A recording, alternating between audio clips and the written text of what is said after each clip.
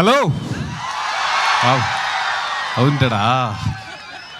അതായത് ഞാൻ 2019 ഇതുപോലെ ഗൾഫ് മാധ്യമത്തിൻ്റെ ഒരു ഫംഗ്ഷന് വേണ്ടി ഇവിടെ വരികയും എൻ്റെ അറിവിൽ അതായിരുന്നു ഇവിടുത്തെ ആദ്യത്തെ ഒരു മലയാളി കമ്മ്യൂണിറ്റിയുടെ അങ്ങനത്തെ ഒരു ഒരുമിച്ച് കൂടൽ.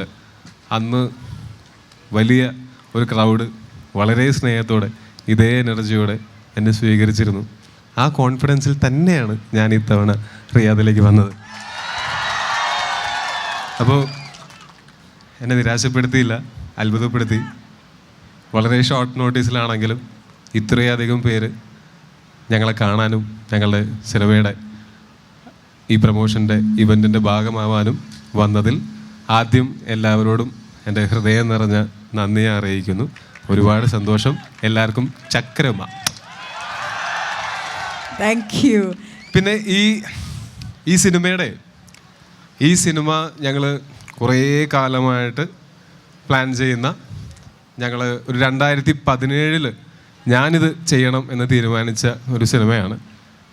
ഇതിൻ്റെ സംവിധായകൻ ജിതിൻ, എന്ന് നിൻ്റെ മൊയ്തീൻ മുതൽ ഞങ്ങൾ ഒരുമിച്ച് വർക്ക് ചെയ്തിട്ടുണ്ട്. ഗോദയിലും അവൻ അസിസ്റ്റൻറ്റ് ഡയറക്ടറായിരുന്നു, കൽക്കിയിലും അവൻ അസോസിയേറ്റ് ഡയറക്ടറായിരുന്നു. അപ്പം അങ്ങനെ ഞങ്ങൾ കുറേ നാളായിട്ട് ആഗ്രഹിച്ച്, ഞങ്ങൾക്ക് അന്ന് കൊക്കിലൊതുങ്ങുന്നതായിരുന്നില്ല, ഞങ്ങൾ കണ്ട സ്വപ്നം കുറച്ചും കൂടെ വലുതായിരുന്നു. പിന്നീട് നിങ്ങളെല്ലാവരും ഞങ്ങളുടെ സിനിമകൾ കണ്ട് പ്രോത്സാഹിപ്പിച്ചുകൊണ്ട് ഈ ഒരു സിനിമ എടുക്കാനായിട്ട് ഞങ്ങൾ പ്രാപ്തരായി.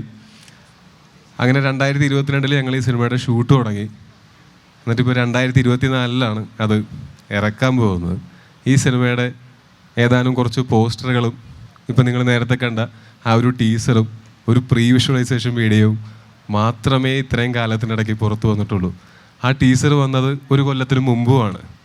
എന്നിട്ടും ഈ സിനിമയുടെ ഒരു പ്രൊമോഷൻ എന്ന് പറയുമ്പോൾ നിങ്ങളതിൽ പ്രതീക്ഷ അർപ്പിക്കുന്നതിൽ വലിയ സന്തോഷമുണ്ട്. അതിൻ്റെ അർത്ഥം നിങ്ങൾക്ക് ഇഷ്ടപ്പെടുന്ന എന്തോ ഈ സിനിമയിൽ ഉണ്ടാവാൻ സാധ്യതയുണ്ട് എന്നുള്ളതാണ്. അല്ല, ഒരാളും കൂടെ ഉണ്ട്. സുരഭി. സുന്ദരം സുരഭിലം. അഭിനയ മികവിലൂടെ അംഗീകാരങ്ങളുടെ ആകാശം കീഴടക്കിയ സുരഭി ലക്ഷ്മിയുടെ കലായാത്രയെ ഇങ്ങനെ വിശേഷിപ്പിക്കാം. ലഭിക്കുന്ന ഏത് കഥാപാത്രത്തിൻ്റെയും ആത്മാവിലേക്ക് ഇറങ്ങിച്ചെന്ന് അസാധാരണ കൈയടക്കത്തോടെയും മെയ്വഴക്കത്തോടെയും മെരുക്കിയെടുക്കുന്ന മാന്ത്രികത സ്വായത്തമാക്കിയിട്ടുണ്ട് സുരഭി ലക്ഷ്മി.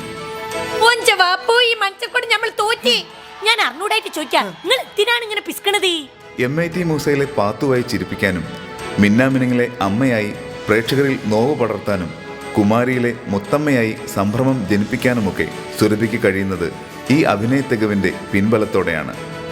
3ാം ക്ലാസ്സിൽ പഠിക്കുമ്പോൾ കൃഷ്ണവേഷം കെട്ടിത്തുടങ്ങിയ സുരഭിയുടെ കലാജീവിതത്തിന് അടിത്തറ പാകിയത് നാടക കളരികളിലെ ചിട്ടയായ പരിശീലനമാണ്.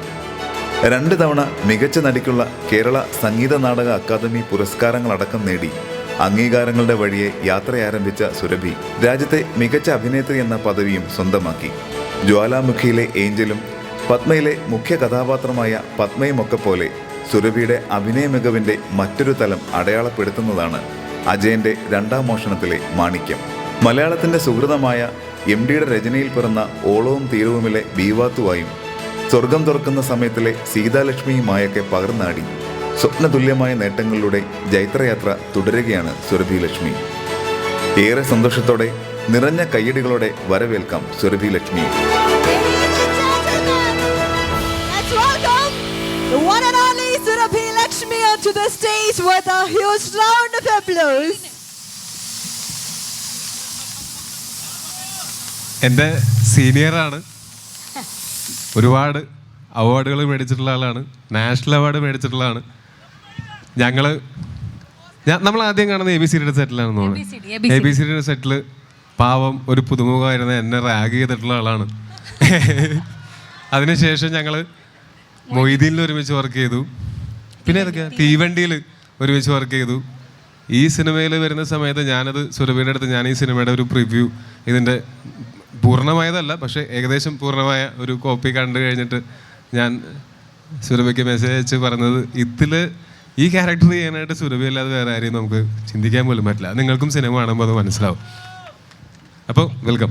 ബാക്കി തുടങ്ങിക്കോ. അസ്സലാമു അലൈക്കും റിയാദ്.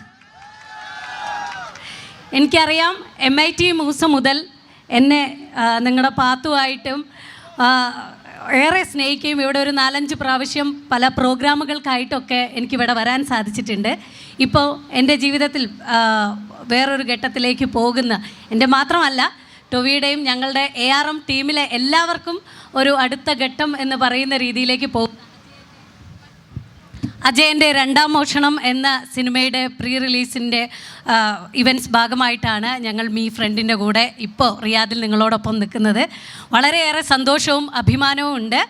കാരണം ഈ സിനിമയിൽ ഞങ്ങളുടെ ഡയറക്ടർ ജിതിൻ എന്ന് നിൻ്റെ മൊയ്തിയിൽ അസിസ്റ്റൻറ്റ് ഡയറക്ടറായിരുന്നു. അപ്പം ഞാൻ അതിൽ ഒരു നമ്മുടെ കാഞ്ചനമാലയ്ക്ക് ഒരു കത്ത് കൊടുത്തിട്ട് ഒരു കാത്തിരുന്ന് ആ പാട്ടിലിങ്ങനെ ഒരു സ്റ്റെയർ കേസ് കയറി പോകുന്നൊരു രംഗമുണ്ട്.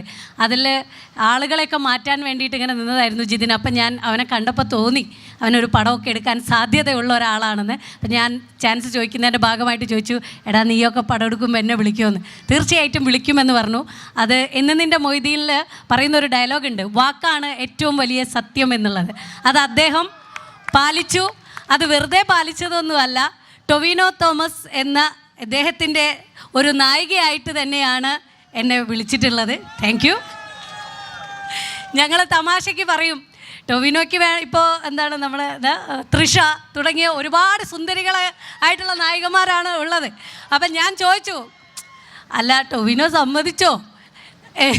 അപ്പോൾ ജിതിൻ പറഞ്ഞു, തീർച്ചയായിട്ടും ഈ ക്യാരക്ടറിന് പറ്റിയ ഒരു കാസ്റ്റാണെന്നുള്ള രീതിയിൽ അദ്ദേഹം സമ്മതിച്ചു എന്നുള്ളതല്ല, ഇതിന് പറ്റിയ കാസ്റ്റുകൾ തന്നെ വേണം ഈ സിനിമയ്ക്ക് എന്ന് നിർബന്ധമുണ്ടായിരുന്നു. ഞാൻ മാത്രമല്ല, ഇതിൽ വേറെയും 2 നായികമാരുണ്ട്. തമിഴിൽ നിന്ന് നമ്മുടെ ഐശ്വര്യ രാജേഷ്, തെലുങ്കിൽ നിന്ന് കൃതി ഷെട്ടി. പക്ഷെ നിങ്ങൾ ഇന്നെ വിട്ടുകൊടുക്കരുത് അന്യ സംസ്ഥാനക്കാർക്ക്. അതുകൊണ്ട് എല്ലാവരും എൻ്റെ കൂടെ തന്നെ നിൽക്കണം. എനിക്ക് ഉറപ്പാണ്. ഒന്ന് കൈയടിച്ച് എന്നെ സമാധാനിപ്പിക്കോ? Thank you so much. അപ്പോൾ ഞങ്ങൾ ഒരുപാട് ദിവസത്തെ 118 ദിവസത്തെ കഷ്ടപ്പാടാണ്. ഞാൻ അത്ഭുതപ്പെട്ടു പോയത്, അല്ലെങ്കിൽ എനിക്കിപ്പോഴും ഭയങ്കര ഒരു ആരാധന തോന്നിപ്പോയത് ടൊവിനോട് എന്താണെന്ന് വെച്ചിട്ടുണ്ടെങ്കിൽ, മിക്ക ദിവസങ്ങളിലും ഞങ്ങൾക്ക് രാത്രിയാണ് ഷൂട്ട് ഉണ്ടാവുന്നത്. അത് കഴിഞ്ഞ് അദ്ദേഹം പിന്നെ കുതിരസവാരിയല്ല ഹോഴ്സ് റൈഡിങ്ങിൻ്റെ ട്രെയിനിങ്ങിന് വേണ്ടിയിട്ട് പോകുന്നു. അത് കളറിപ്പായിട്ട് ചെയ്യുന്നു, ഡയറ്റ് ചെയ്യുന്നു. പിന്നെ ഒരു ദിവസം ഞാൻ സെറ്റിൽ നോക്കിയ സമയത്ത് അദ്ദേഹം കണ്ണുകൊണ്ടൊക്കെ സാധകമൊക്കെ ചെയ്തുകൊണ്ടിരിക്കുന്നു. അപ്പം ഞാൻ ഇങ്ങനെ നോക്കിയപ്പോൾ സമം ആലോലിതം സാജി പ്രാലോകിത നിമീലിതേ ഉല്ലോകിത അനുവൃത്തേച്ച തഥാലോകിതം എന്ന് പറഞ്ഞിട്ട് ഞാനിങ്ങനെ സംസ്കൃത ശ്ലോകം ചൊല്ലിയപ്പോൾ അദ്ദേഹം അതിനനുസരിച്ച് ട്രെയിൻഡാണ്. കണ്ണുകൾ കൊണ്ടും അല്ലെങ്കിൽ പലതരത്തിലുള്ള തിയേറ്റർ ട്രെയിനിങ് ഒക്കെ എടുത്ത് ഫിസിക്കലി മാത്രമാണ് നമ്മൾ പലപ്പോഴും അങ്ങനെ കണ്ടിട്ടുള്ളത്. പക്ഷേ ഒരു ആക്ടർ എന്നുള്ള രീതിയിൽ അദ്ദേഹം ഒരുപാട് ദൂരം മുന്നോട്ട് പോകുന്ന ഒരു സിനിമ കൂടിയായിരിക്കും ഇത്. മണിയനും മാണിക്യവുമാണ് ഞങ്ങളുടെ 2 പേരുടെയും പെയറായിട്ട് ഉള്ളത്. അപ്പോൾ അദ്ദേഹം മണിയനും ഞാൻ മാണിക്കും. അപ്പോൾ ഞാനൊരു തിയേറ്റർ ആർട്ടിസ്റ്റ് ആയതുകൊണ്ട് തന്നെ ഒരു തിയേറ്റർ പേഴ്സൻ്റെ കൂടെ അഭിനയിക്കുന്നത് പോലെ അത്രയും ഒരു എനർജി, അത്രയും ബ്രില്യൻ്റ് ആയിട്ട് അദ്ദേഹം ആ ഒരു ക്യാരക്ടർ കൈകാര്യം ചെയ്തിട്ടുണ്ട്. പിന്നെ ചിയോദിക്കാവിൻ്റെ കഥ നമ്മുടെ സുജിത്തേട്ടൻ. ബാക്കിയുള്ള വിശേഷങ്ങളൊക്കെ ടോവി ബാക്കിയുള്ള എല്ലാ കാര്യങ്ങളും പറയൂ. ഞാൻ ഇത്രയും പറഞ്ഞ് ഇതാക്കുന്നില്ല, കാരണം അത്രയും ഞങ്ങൾ എക്സൈറ്റഡ് ആണ് ഈ സിനിമ കാണാൻ.